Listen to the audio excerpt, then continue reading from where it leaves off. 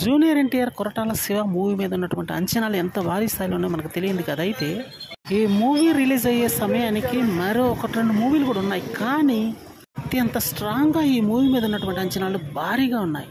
మొదటి నుండి ఈ మూవీ మీద ఉన్నటువంటి హైప్ మామూలుగా లేదన్న విషయం మనకు తెలియదు కాదు. ముఖ్యంగా నార్త్లో ఈ మూవీ మీద ఫోకస్ బాగా చేశారని చెప్పాలి కూడా. అందుకనే సైఫ్ అలీ ఖాన్ని జాన్వీ కపూర్ను తీసుకుంది. అతి భారీ అంచనాలతో రాబోతున్నటువంటి ఈ మూవీ మీద చిన్న అంచనాలు అయితే లేవు. ప్రీ రిలీజ్ బిజినెస్ కూడా భారీ స్థాయిలో జరుగుతుంది. దగ్గర 350 crores వరకు జరిగే అవకాశం ఉందని గట్టిగానే తెలుస్తుంది. ఇంతకుముందు అయితే 300 కోట్లు అన్నారు. ఈ సినిమా బడ్జెట్ కూడా 300 కోట్లే. అయితే ఇప్పుడు లెక్కలు మారాయి కాబట్టి ఇప్పుడు న్యూ అప్డేట్ ప్రకారం కలెక్షన్స్ అయితే భారీ స్థాయిలో కూడా వచ్చే అవకాశాలు చాలా గట్టిగా ఉన్నాయి. ఏది ఏమైనప్పటికీ ఈ మూవీ మీద ఉన్నటువంటి ఒపీనియన్ పోల్ కూడా బ్లాక్ బస్టర్ అని వినిపిస్తుంది.